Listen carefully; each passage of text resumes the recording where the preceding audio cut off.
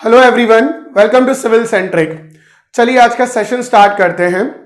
आज का session start करने के पहले मैं आपको याद दिलाना चाहूंगा कि हमने प्रीवियस सेशन में श्रिंकेज ऑफ कंक्रीट नाम का एक टॉपिक क्या करा था, खत्म किया था, जिसमें मैंने आप लोगों को समझाया था कि श्रिंकेज ऑफ कंक्रीट क्या होता है, किन वजह से आता है, और इसके लिए मतलब मैंने आपको ये चीज क्लियरली समझाई थी कि श्रिंकेज मतलब आप इस तरह से देखिए कि रिडक्शन या फिर contraction in the volume of the concrete. ये चीज मैंने आपको बोली थी और मैंने आपको समझाया था कि किसी भी तरीके का डिफॉर्मेशन कंक्रीट के अंदर क्या हो सकता है, उसकी स्ट्रेंथ को रिड्यूस कर सकता है।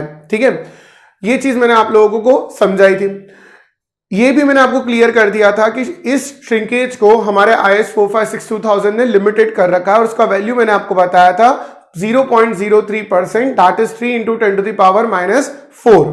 ठीक है, उसी के साथ साथ मैंने आपको क्रीप ऑफ कंक्रीट भी समझा दिया था, जिसमें मैंने आपको बहुत सारी चीजें क्लियर करी थी। ये सारी चीजें समझाई थी कि कैसे क्रीप ऑफ कंक्रीट हमारी स्ट्रेंथ को रिड्यूस कर सकता है। हम लोगों ने modulus of elasticity of concrete जो है वो भी modulus of elasticity of concrete जो है वो भी कवर कर लिया है। Even modulus of elasticity of concrete पे भी मैंने आपको क्रीप ऑफ कंक्रीट का क्या इफेक्ट दिखाया था कि किस तरह से जैसे जैसे मेरे कंक्रीट का एज होते जाएगा वैसे वैसे उसका स्ट्रेंथ क्या होते जाएगा, कम होते जाएगा। तो आई गेस आपको ये सारे टॉपिक क्लियर हो गए होंगे। आज मैं आप लोगों के लिए एक नया टॉपिक स्टार्ट करने वाला हूं and that topic is what it is durability of concrete. Okay बच्चों, and that topic is durability of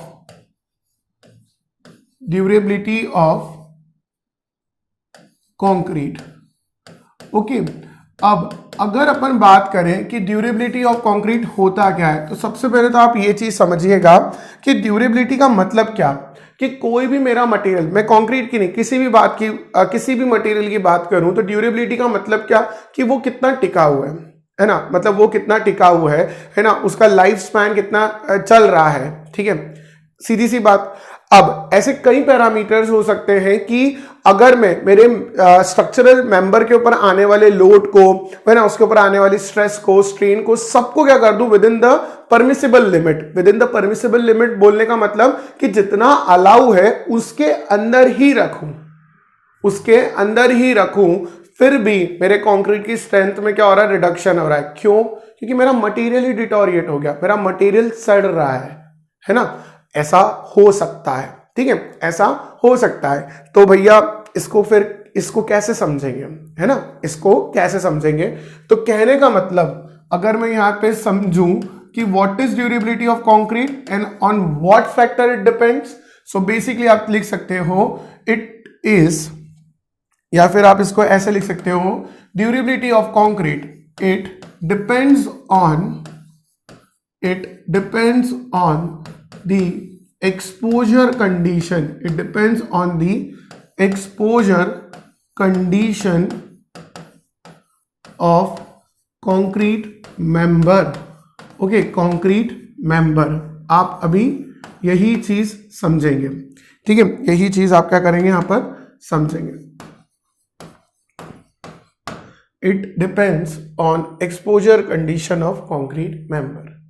ठीक है, ये चीज समझ में आया। अब एक और चीज समझिएगा, कंक्रीट के साथ साथ और भी हमारा एक मेंबर होता है। ठीक है, मैंने अभी आप लोगों को उस मेंबर से इंट्रोड्यूस नहीं कराया है, बट मैं आपको थोड़ा सा उसके लिए क्या करता हूं, इंट्रोडक्शन दे देता हूं ताकि आपको ये वाला जो पार्ट है थोड़ा अच्छे से समझ में आए। ठीक है, देखिए मेरे पास एक मेंबर है जिसके अंदर क्या है, मान लीजिए वो मेंबर जो है मेरा इस तरह से। ठीक है, मान लीजिए कि जो मेरा मेंबर है वो कुछ इस तरह से। ठीक है, तो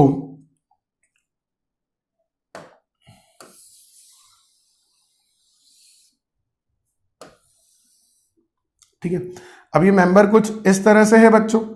अब इसी मेंबर के अंदर आप ऐसे समझिएगा कि यहां पर आपने क्या कर रखा है। ठीक है, देखिएगा यहां पर आपने क्या कर रखा है, एक इस तरह से स्टील प्रोवाइड कर रखा है। इसी मेंबर पे नीचे की तरफ क्यों प्रोवाइड कर रखा है, स्टील प्रोवाइड कर रखा है। अब जिन बच्चों को नहीं पता ये बात कि नीचे क्यों स्टील प्रोवाइड करा, तो ध्यान रखना है इस पर्टिकुलर स्ट्रक्चरल मेंबर में, है ना, ध्यान रखना है इस पर्टिकुलर स्ट्रक्चरल मेंबर में क्या हो रहा होगा, नीचे की तरफ टेंशन आ रहा होगा, ठीक है, नीचे की तरफ टेंशन आ रहा होगा और ऊपर की तरफ क्या हो रहा होगा, कंप्रेशन आ रहा होगा। इसलिए जो मेरा स्टील है वो मैं कहाँ प्रोवाइड कर रहा हूँ बच्चों, इसीलिए मेरा जो स्टील है वो कहाँ प्रोवाइड कर रहा हूँ, नीचे की तरफ। ये जो रिइंफोर्समेंट है वो कहाँ प्रोवाइड कर रहा हूँ, नीचे की तरफ प्रोवाइड कर रहा हूँ, ठीक है। तो आप जब भी सोच रहे होंगे कि चलिए यहाँ तक का कंक्रीट तो फिर भी समझ में आता है, लेकिन ये कंक्रीट क्यों प्रोवाइड कर रहे हैं, कौन सा वाला कंक्रीट की बात कर रहा हूँ, ये यहाँ से लेकर यहाँ तक के कंक्रीट की क्या आवश्यकता, यहाँ से लेकर यहाँ तक के कंक्रीट की क्या आवश्यकता। तो ध्यान रखना इसी को कहा जाता है हमारा कवर, है ना, इसी को कहा जाता है हमारा कवर। और मोर एक्यूरेटली अगर लिखना चाहूँ ना बच्चों, तो इसे कहा जाता है नॉमिनल कवर, है ना, इसे कहा जाता है नॉमिनल कवर या फिर इसे ही कहा जाता है मिनिमम कवर, है ना। तो देखिए अब ये जो पर्टिकुलर मैंने प्रोवाइड करा है, कौन सी चीज, नॉमिनल कवर या फिर मिनिमम कवर, ये मैंने क्यों प्रोवाइड करा है, इसका एक ही रीजन है, टू सेफगार्ड द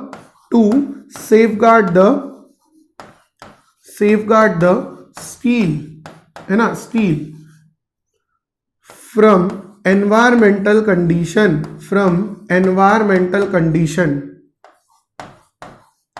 ठीक है। ये जो स्टील है एनवायरमेंटल जो हमारी कंडीशन है उससे इसे सेफगार्ड रखने के लिए, उससे इसे सेफ रखने के लिए ही हम लोग क्या कर रहे हैं, इस कवर का इस्तेमाल कर रहे हैं, ठीक है। तो देखिए अभी मैंने आपको इस पूरी चीज में दो चीजें समझाई है ना, कि भैया जो ड्यूरेबिलिटी ऑफ कंक्रीट है वो डिपेंड करेगी, किस बात पे डिपेंड कर रही है ड्यूरेबिलिटी ऑफ कंक्रीट, वो डिपेंड कर रही है कि एक्सपोजर कंडीशन क्या है ना, मतलब कंक्रीट की जो लाइफ है, कंक्रीट की ड्यूरेबिलिटी डिपेंड कर रही है एक्सपोजर कंडीशन पे, ठीक है।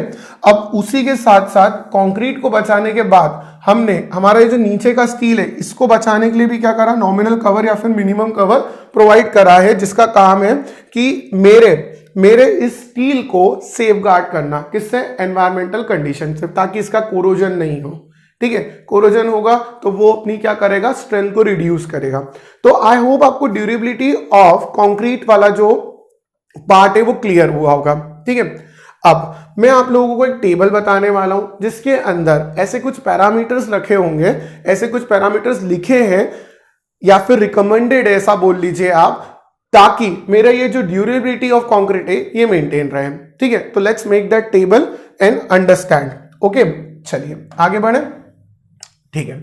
सबसे पहले मैं यहां पर आप लोगों के लिए लिखते जाता हूं कि वो जो टेबल है वो किस तरह से आपको दिखेगा। सबसे पहले आपको यहां पर उस टेबल में मिलेगा एनवायरमेंटल कंडीशन, है ना, इस टेबल में आप लोगों को मिलेगा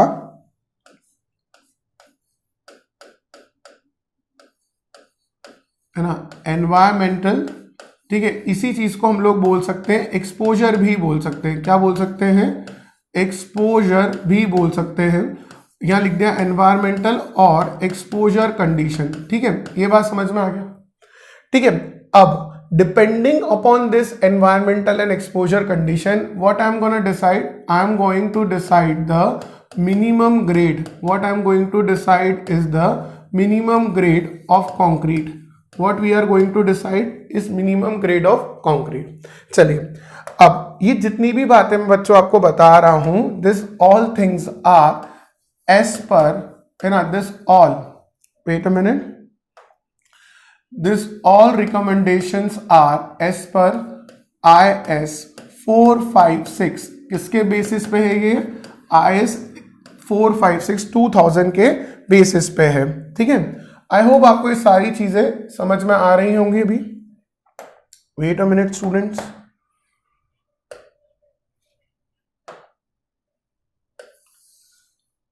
ठीक है।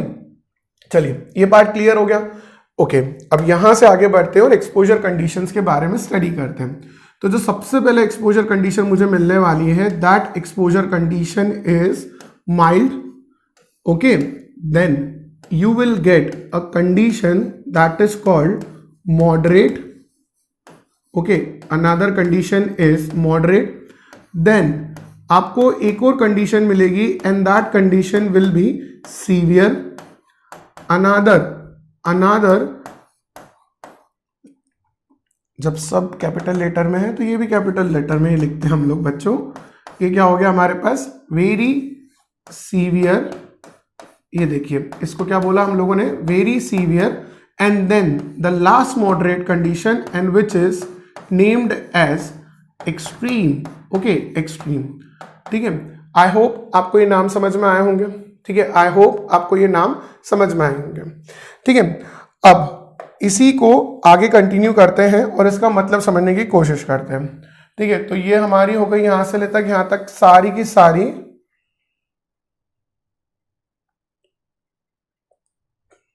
एनवायरमेंटल और द एक्सपोजर कंडीशन। अब देखिएगा यहां पर अगर मिनिमम ग्रेड की बात करना है किसके लिए, mild, moderate, severe, very severe और एक्सट्रीम के लिए, आप लोग मुझे ये चीज कम से कम 5 से 6 बार बोलते हुए सुनोगे। क्यों? क्योंकि मैं चाहता हूं कि मैं जितनी बार बोलूं उतनी बार आपका उसी समय रिवीजन हो और आप याद करके खत्म करो, ठीक है।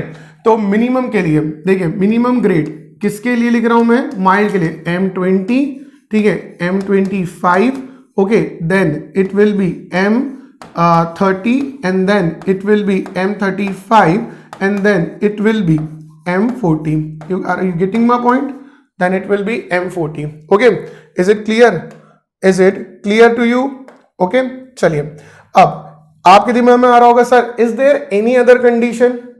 Is there any other condition which we should study? तो मैं आपको बोलूंगा yes, एक और कंडीशन है।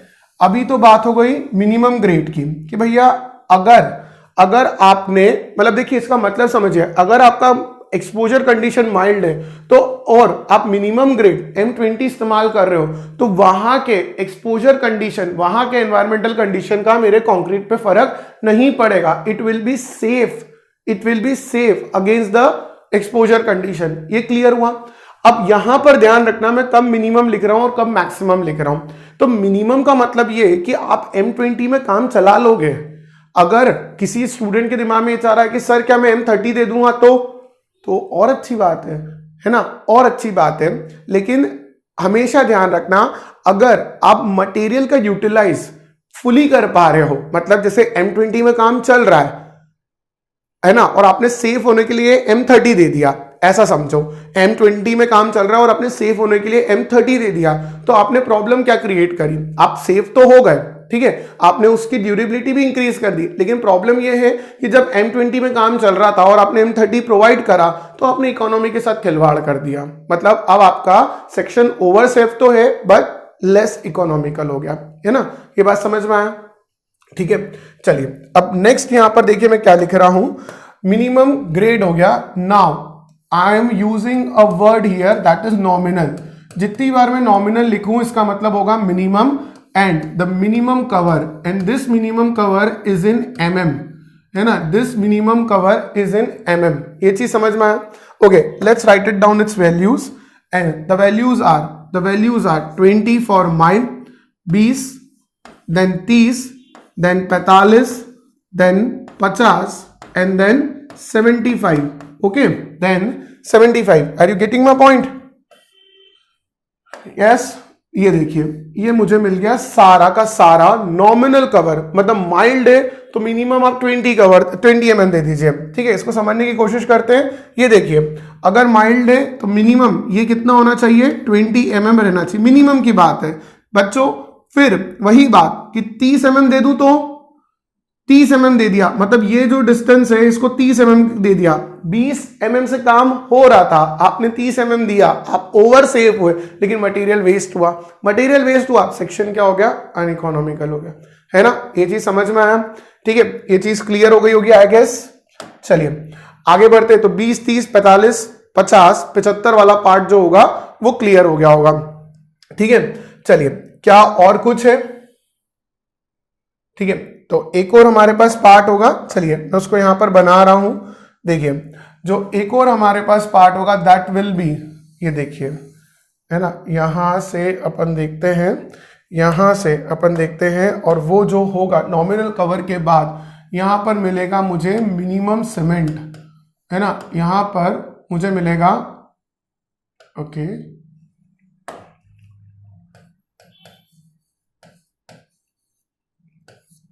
Minimum cement, and this minimum cement, इसका यूनिट रहेगा बच्चों आप लोगों के लिए केजी, इसका यूनिट रहेगा आप लोगों के लिए केजी पर मीटर क्यूब में, मतलब 1 मीटर क्यूब में आप कितना सीमेंट प्रोवाइड करेंगे, ठीक है, to maintain the resistance against the, या फिर to keep the concrete safe against the exposure condition.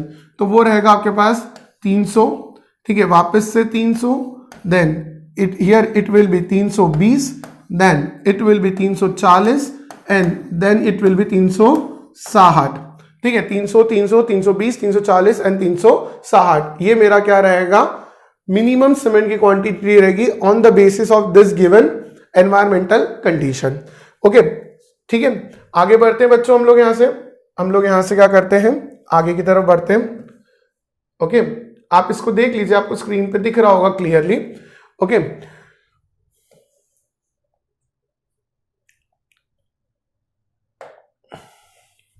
क्या कुछ और पैरामीटर भी बचा है? ये हमारा लास्ट पैरामीटर है, इसके बाद आपको कुछ भी याद रखने की जरूरत नहीं पड़ेगी। On the basis of durability of concrete based on the given environmental condition.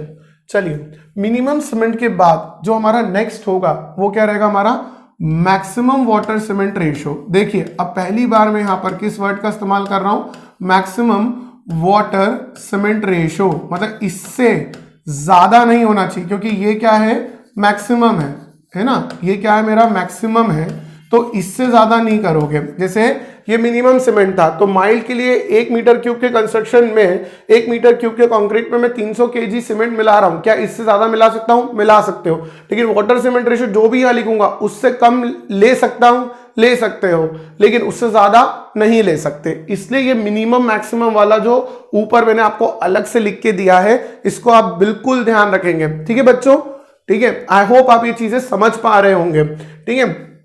चलिए आगे बढ़े, यहां से देखते हैं। तो इसके लिए आपको वैल्यू दे रखा है इसने 0.55, ओके, देन यहां पर वैल्यू हो जाएगी 0.5, है ना, देन यहां पर वैल्यू हो जाएगी 0.45, है ना, एंड देन 0.45 एंड देन 0.4, है ना, then 0.4। Oh, is it looking like a arrow?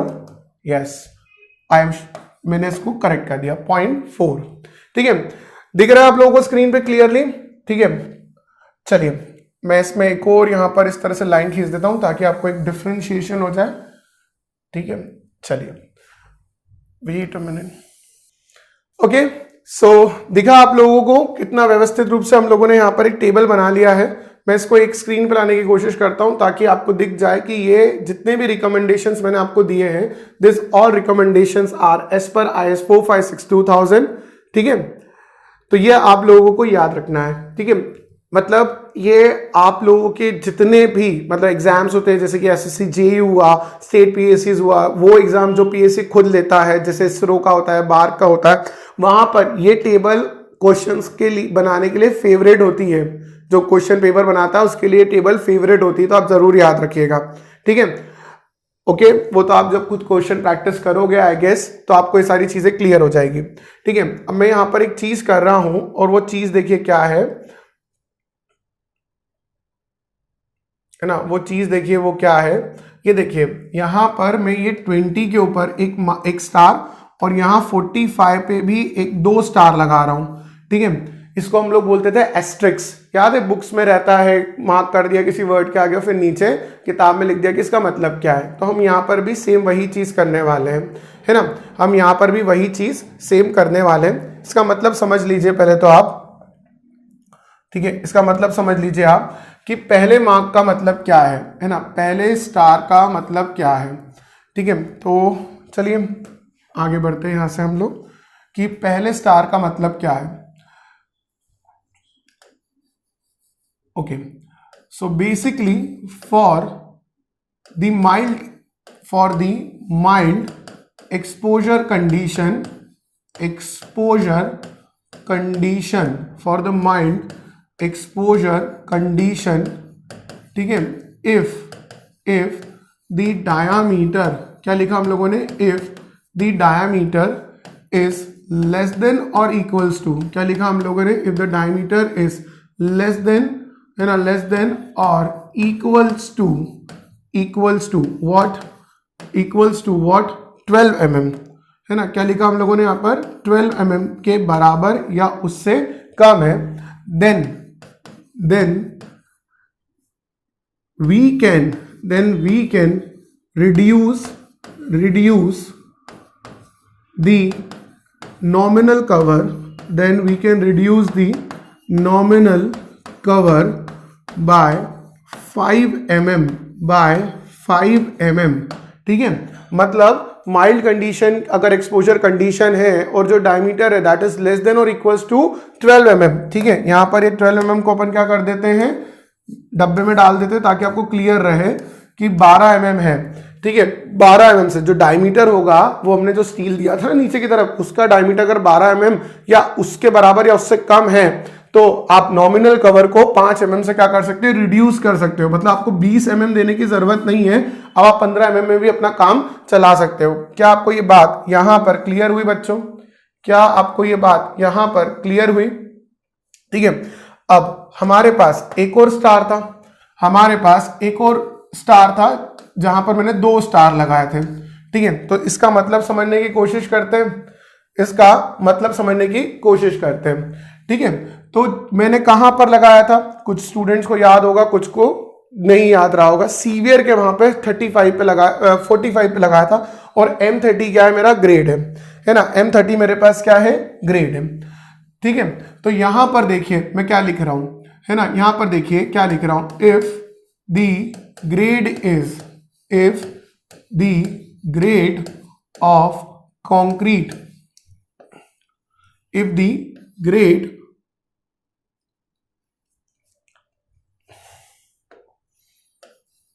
the grade of concrete is, कितना है ग्रेड ऑफ कंक्रीट, कितना है, M35 और हायर, M35 और क्या है, हायर है, then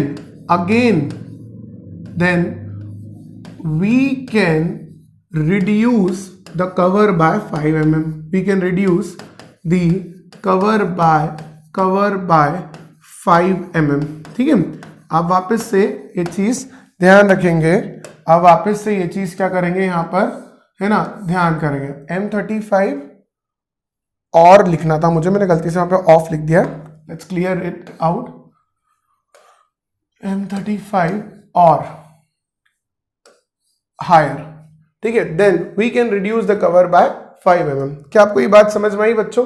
ठीक है। तो ये टेबल देख लीजिए, यहां पर सीवियर कंडीशन है, ग्रेड आपने M35 से ऊपर का इस्तेमाल, मतलब M35 या उससे ऊपर का इस्तेमाल करा, ठीक है। तो आप क्या करेंगे, यहां पर ये 45 जो है, ठीक है, 45 को, मतलब ये जो 45 है उसको आप 40 रख सकते हैं। यहां पर आप M20 ग्रेड ऑफ कंक्रीट का इस्तेमाल कर रहे हैं, लेकिन जो डायमीटर ऑफ बार है वो आपका किससे कम हो रहा है, 12 या उससे कम हो रहा है, तो आप इस 20 को 15 कर सकते हैं, ठीक है। देखिए अगर आप 5 mm भी कवर को क्या कर रहे हैं, कम कर रहे हैं, तो there will be a lot of material which will be saved, है ना। बहुत सारा मटेरियल कंक्रीट को हम क्या कर लेंगे, सेव कर लेंगे, ठीक है, सेव कर लेंगे, तो इकोनॉमिकल हो जाएगा मेरा सेक्शन, है ना। मतलब इकोनॉमिकल मतलब बेस्ट इकोनॉमिकल नहीं बोल सकते, बट हाँ कुछ तो पैसा बचेगा, ठीक है। तो क्या आपको ये बात समझ में आया? तो this is how durability of concrete works, and I hope आपको इसमें बताया हुआ एक एक टॉपिक समझ में आ गया होगा। अब सवाल उठता है कि सर ये mild, moderate, severe, very severe और एक्सट्रीम का मतलब क्या है? मैं चाहता तो यहां लिख सकता था, बट फिर क्या होता है, ये टेबल थोड़ी गड़बड़ हो जाती है, इसकी सुंदरता कम हो जाती है। तो अपन आगे बढ़ते हैं, और मैंने आप लोगों के लिए ये इस पर्टिकुलर जगह पे ये सारी चीजें लिख रखी है कि अगर एनवायरमेंटल कंडीशन मेरी mild, moderate, severe, very severe and extreme है, तो उसका डिस्क्रिप्शन किस तरह से जाएगा, ठीक है, उसका डिस्क्रिप्शन कैसे जाएगा, ठीक है। तो अपन इसको समझते हैं बहुत आसान भाषा में। अगर माइल्ड है तो वहां पर लिखा हुआ दिख रहा होगा आप लोगों को, that is concrete surface protected against weather और aggressive condition excepted those situated in the coastal area. सीधी सी बात है, अभी जिस रूम में मैं खड़े होकर आप लोगों को पढ़ा रहा हूं, ये जो मेरा मेंबर होगा, this is what, this is protected against the weather condition, पहली चीज। या फिर अगर ये बाहर भी होता तो बाहर का जो मौसम है वो एक्सट्रीम नहीं है है ना, मतलब बहुत अत्यधिक बारिश है या कोस्टल एरिया है, कोस्टल एरिया होगा तो क्या होगा, हवा में ह्यूमिडिटी बहुत होगी, है ना, सॉल्टी एयर होगा, ठीक है, तो उसके कारण मेरा कंक्रीट डिटोरिएट हो सकता है, सड़ सकता है, ठीक है, अपनी स्ट्रेंथ को लूज कर सकता है। लेकिन ये जो मेंबर है मेरा, it is protected against the weather and the aggressive condition, तो that's why I can call this member situated in the mild exposure condition. मैं ऐसा बोल सकता हूं कि ये जो मेरा मेंबर है ये माइल्ड एक्सपोजर कंडीशन में क्या है, सीधी सी बात। नेक्स्ट मॉडरेट की बात करते हैं तो उसमें लिखा हुआ है कि concrete surface sheltered from the severe rain और freezing, concrete expose to the condensation and rain. किसको एक्सपोज है, ये किसको एक्सपोज है, यहां पर मार्क कर लो भैया, कंडेंसेशन और रेन को एक्सपोज है। कंक्रीट कंटिन्यूसली अंडर वाटर है, concrete in contact and buried in non aggressive soil and the ground water, ठीक है। ये जितनी भी अगर चीजें अगर हो रही हैं कंक्रीट के साथ कि वो रेन को एक्सपोज्ड है, कंटिन्यूसली अंडर वाटर है और एग्रेसिव सॉइल को क्या है, कंटिन्यूसली उसके अंदर है ना, मतलब बेसिकली फाउंडेशन वगैरह वाला पार्ट हो सकता है या फिर कोई अंडरग्राउंड वाटर टैंक वाला जो कंक्रीट होगा, तो उसकी वॉल पे जब हम लोग कंक्रीटिंग करेंगे तो वहां पर जो मेरा जो कंक्रीट हो सकता है that can be in the contact with the non aggressive soil, ठीक है। अब फर्स्ट फ्लोर तो नॉन एग्रेसिव सॉइल के साथ क्या होगा, कांटेक्ट में होगा नहीं, मतलब वही मेंबर होंगे जो क्या होंगे, अंडर ग्राउंड होंगे, तो एक वाटर टैंक हो सकता है और हमारे जिन सब स्ट्रक्चर हो सकता है, ठीक है। तो ये वाला पार्ट हो गया। उसी तरह से है ना, उसी तरह से, लेकिन इसमें बोल रखा है कि कंक्रीट सरफेसेस जो है sheltered from saturated salt air in the coastal area, है ना, तो किससे वो क्या है, शेल्टर्ड है, वहां पर वो चीज भी क्लियरली उसने मेंशन करी है। Severe concrete surfaces exposes to the severe rain, ऊपर नॉर्मल रेन थी, यहां पर सीवियर रेन है, पहली बात। Alternate wetting and drying of the occasional freezing, okay, and severe condensation. अब देखो ऊपर कंडेंसेशन भी था, रेन भी था, यहां पर भी कंडेंसेशन और रेन है, बट कंडीशन क्या है, सीवियर है। तो आप ये सारी चीजों को याद रखना कि सीवियर में सीवियर रेन और सीवियर कंडेंसेशन होगा, यहां पर रेन और कंडेंसेशन दोनों है बट वो सीवियर नहीं होगा। अब आप सोच रहे होंगे कि क्या बच्चों जैसी बातें बता रहे हो, हमने पढ़ा ना वहां पे। बच्चों मैं आपको इसलिए बता रहा हूं क्योंकि एग्जाम में जब ये ऑब्जेक्टिव में आता है ना तो उस समय ऐसा लगता है कि यार इसको याद कैसे रखूं, तो मैं आपको वही चीज बता रहा हूं कि आप किस चीज के ऊपर थोड़ा अपना कंसंट्रेशन देंगे, किस चीज को फोकस करेंगे, किस तरह से आपको चीजों को याद करके रिटेन करने की कोशिश करेंगे, ठीक है। आप पढ़ने में बहुत अच्छे हैं, आपका न्यूमेरिकल्स लगाने का कैपेबिलिटी बहुत अच्छा, आप कैलकुलेशन बहुत फास्ट करते हो, लेकिन आपको याद नहीं रहता, याद भी रहता है लेकिन आप उसको रिकॉल नहीं कर पाते हो, रिकॉल नहीं कर पाते हो मतलब you should make some tricks ना कि ये वर्ड सुन के मुझको ये चीज याद आ जाए, ठीक है।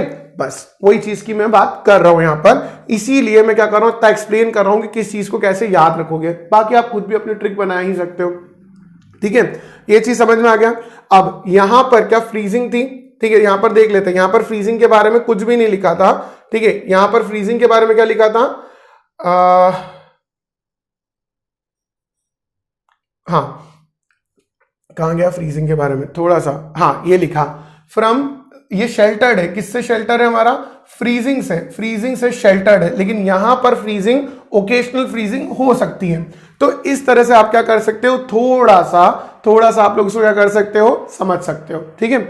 उसी तरह से वेरी सीवियर में जब होगा तो ये कंप्लीटली इमर्स्ड है, देखिए पहले भी क्या था, वो वाटर के अंदर इमर्स था, बट इस बार वाटर कौन सा आ गया है, सी वाटर आ गया, completely immersed in sea water आ गया। Concrete expose to the coastal environment है, concrete surface expose to sea water spray, है ना, corrosive fumes, severe freezing condition, ठीक है। अब यहां पर जो फ्रीजिंग है वो भी कैसी हो गई, सीवियर हो गई, ठीक है, कैसी हो गई, सीवियर हो गई।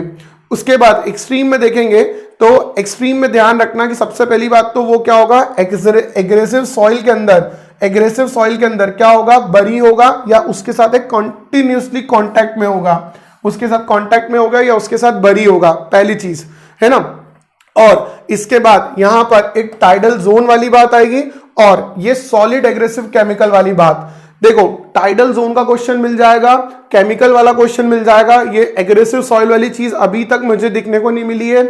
इमर्स्ड इन सी वाटर वाली चीज मिल जाएगी, सीवियर रेन वाली बात मिल जाएगी, नॉर्मल रेन वाली बात मिल जाएगी, है ना, और एक्सपोज टू कोस्टल एरिया और not expose to coastal area, ये वाली चीजें मिल जाएंगे। मैं आपको वो सारी कंडीशन यहाँ पे लिख रहा हूँ साइड में, जो एग्जाम्स में अभी तक पूछी जा चुकी। कंडेंसेशन वाली बात आज तक नहीं पूछी, फ्रीजिंग वाली बात आज तक नहीं पूछी। बाय चांस किसी एग्जाम में आई और आपने देखा हो तो मत बोलना कि पूछा हुआ है, ठीक है, बट आप समझ लेना ये चीज, ठीक है, ये चीज समझ में आया। मतलब ध्यान रखना, एक तो है ना, सबसे पहले मतलब मैं यहाँ पे लिखने की कोशिश करता हूँ कि क्या क्या चीजें आज तक मैंने देखी एग्जाम्स के अंदर, मैं ये चीज मार्क करने की कोशिश करता हूं आप लोगों के लिए, ताकि आपको ये क्लियर हो कि इतनी बड़ी टेबल में इसमें याद क्या क्या करूं, है ना।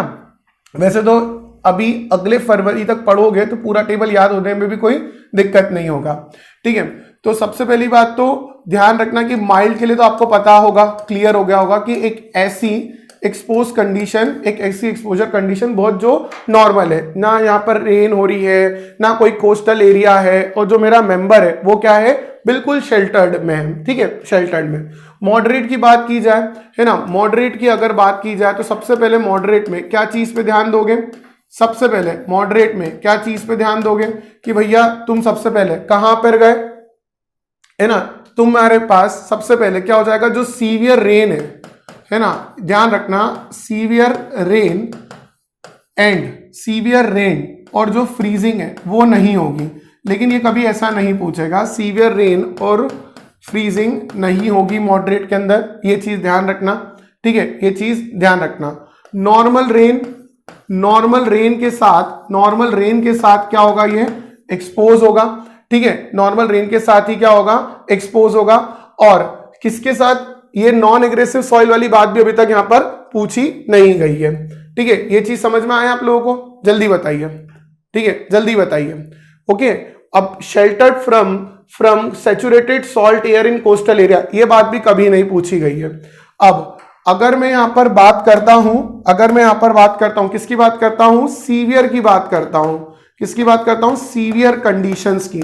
तो सीवियर कंडीशन के अंदर ये जो रेन वाली बात है ना, सीवियर रेन, ये बहुत बार पूछा गया है कि सीवियर रेन की जो कंडीशन होगी वो कौन सी कैटेगरी में आएगा, तो सीवियर एक्सपोजर कंडीशन में आएगा। ये बहुत बार पूछा गया है, ये ओकेशनल फ्रीजिंग कभी नहीं पूछा। हाँ, यहां पर एक चीज ध्यान रखना, ये completely immersed in sea water, favourite है ये एग्जाम वाले का, है ना, क्या लिखा हुआ है अपन ने, completely immersed in sea water, completely immersed in sea water, ये भी हमारे एग्जाम वाले का फेवरेट है। क्लियर हो गई बात। फ्रीजिंग वाली बात है ना, फ्रीजिंग वाली बात देखो, समझ लो कि फ्रीजिंग को भी अपन लोग क्या कर सकते हैं, नॉर्मल कर सकते हैं, है ना। तो देखो मॉडरेट के अंदर कोई फ्रीजिंग नहीं थी, सीवियर के अंदर क्या थी, ओकेशनल फ्रीजिंग थी, और वेरी सीवियर के अंदर क्या थी, सीवियर फ्रीजिंग थी, ठीक है, याद कर लेना, ठीक है। अब वेरी सीवियर के अंदर लिख लेते हैं अपन लोग कि वेरी सीवियर के अंदर कौन कौन सी कंडीशन आज तक पूछी गई है। मेरे ख्याल से तो आज तक वेरी सीवियर के अंदर कोई चीजें नहीं पूछी गई है as such, but expose to sea water spray, corrosive fumes और सीवियर फ्रीजिंग कंडीशन, ये आपको याद रखना पड़ेगा। मैं यहां पर इसलिए नहीं लिख रहा हूं क्योंकि ये कभी मैंने देखा नहीं, है ना।